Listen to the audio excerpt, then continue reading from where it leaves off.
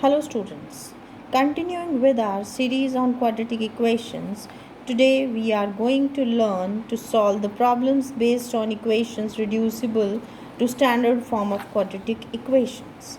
These are special type of equations which look like as if they are linear equations, but actually when you will solve it a little bit, they will get reduced to a quadratic equation. Here, the first question that I have taken is 4 upon x minus 3 is equal to 5 upon 2x plus 3. X is not equal to 0 or minus 3 upon 2. It is very significant to write this. Why? Because you see here, if I substitute x is equal to 0, this term is undefined. You cannot divide any number by 0. So it is essential that it should not be 0. Further, x cannot be equal to minus 3 upon 2, because if I will put x is equal to minus 3 upon 2, then this whole term is going to become 0. 2 and 2 will cancel, minus 3 plus 3 will give you 0. So 5 upon 0, undefined.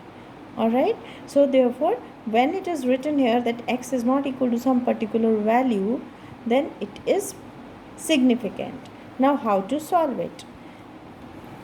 First of all, we will be solving this left hand side here. I have taken the LCM. So this reduces to 4 minus 3x upon x is equal to 5 upon 2x plus 3.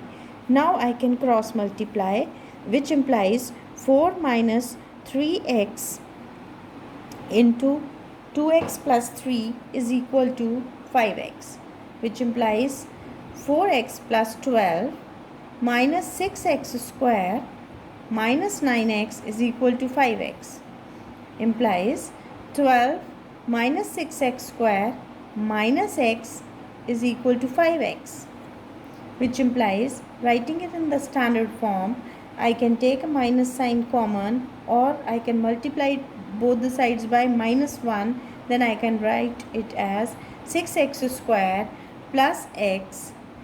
This will become plus 5x minus 12. This implies 6x square plus 6x minus 12 is equal to 0. Now I can divide it by 6. On dividing by 6, I can make it equal to x square plus x minus 2 is equal to 0. Now notice that the equation which was in this form has been reduced to quadratic equation, and now you can proceed to solve it by any of the methods that you have learnt till now. Now I have broken x into two parts as 2x and x, such that when I subtract, then I'm getting x, but when I multiply 2 into minus 1, I get minus 2. So this implies x into x plus 2 minus 1 into x plus 2 is equal to 0. From here, when I have taken minus 1 common, so I will have x plus 2 here. Now x plus 2 can be taken common, and here I have x minus 1 is equal to 0. This implies either x plus 2 is equal to 0 or x minus 1 is equal to 0, which implies x is equal to minus 2 or x is equal to 1. Hence, this is the solution for the given quadratic equation. Now question number 2. 2 times x upon x plus 1 whole square minus 5 times x upon x plus 1 plus 2 is equal to 0. But x is not equal to minus 1. I hope now you understand why it is mentioned x is not equal to minus 1. Here, let y is equal to x upon y plus 1. Because I notice here that x upon x plus 1 is there with both the terms, right? So if I replace it by y, my equation gets reduced to 2y square minus 5y plus 2 is equal to 0. This is nothing but a quadratic equation. Now I can solve it by any method. I have taken splitting the middle term. So 2y square minus 4y minus y plus 2 is equal to 0. This implies 2y into y minus 2 minus 1 into y minus 2 is equal to 0. Now y minus 2 is common, and inside I have 2y minus 1 is equal to 0. So this implies 2y minus 1 is equal to 0 or y minus 2 is equal to 0, which implies this implies y is equal to 1 upon 2. This implies y is equal to 2. But y is equal to, should be but here, but y is equal to x upon x plus 1. Therefore, x upon x plus 1 is equal to 1 upon 2, or x upon x plus 1 is equal to 2 using these two values. So now this will get reduced to a linear equation in x, and you can solve it easily. This implies 2x is equal to x plus 1, which implies x is equal to 1. This implies x is equal to 2x plus 2, which implies x minus 2x is equal to 2, or minus x is equal to 2, which implies x is equal to minus 2. Here's one more question, but with a difference. Third question. 2 times x minus 1 upon x plus 3 minus 7 into x plus 3 upon y minus 1 is equal to 5.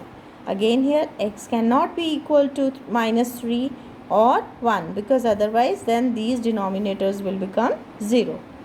Now here you notice that you are having x minus 1 upon x plus 3, but here you are having x plus 3 upon x minus 1. So I can assume this as y, then this will become 1 upon y. Replace these, so we get 2y minus 7 upon y. 7 into 1 upon y, that means 7 upon y is equal to 5, which implies 2y square minus 7 upon y is equal to 5. Y will go there, so you have 2y square minus 7 is equal to 5y.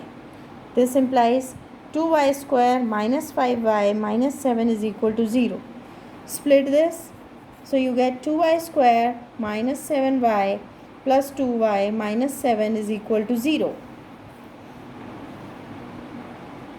which implies you can take y common here, 2y minus 7 plus 1 times 2y minus 7 is equal to 0, which implies 2y minus 7 into y plus 1 is equal to 0, which implies 2y minus 7 is equal to 0, or y plus 1 is equal to 0, which implies y is equal to 7 upon 2 from here and y is equal to minus 1 from here. But what is y? Y is x minus 1 upon x plus 3. So I can write that x minus y 1 upon x plus 3 is equal to 7 upon 2, or x minus 1 upon x plus 3 is equal to minus 1, which implies, let us notice here, so now this will imply 2 will be multiplied with this, so you have 2 times x minus 1 is equal to 7 times x plus 3, or x minus 1 is equal to minus 1 into x plus 3. Let's solve it. 2x minus 2 is equal to 7x plus 21, or x minus 1 is equal to minus x minus 3. Let's concentrate on this equation first. This implies I take these two terms here, so I get 7x minus 2x plus 2 plus 21 is equal to 0, which implies 5x is equal to minus 23, which implies x is equal to minus 23 upon 5. Let's concentrate on this side. So this implies x minus 1 is equal to minus x minus 3. This x can be brought here, so I have x plus x is equal to minus 3 plus 1. This implies 2x is equal to minus 2, which implies x is equal to minus 1. So hence our two solutions are x is equal to minus 23 upon 5 and x is equal to minus 1. Now here are some practice questions which you can practice. Thank you.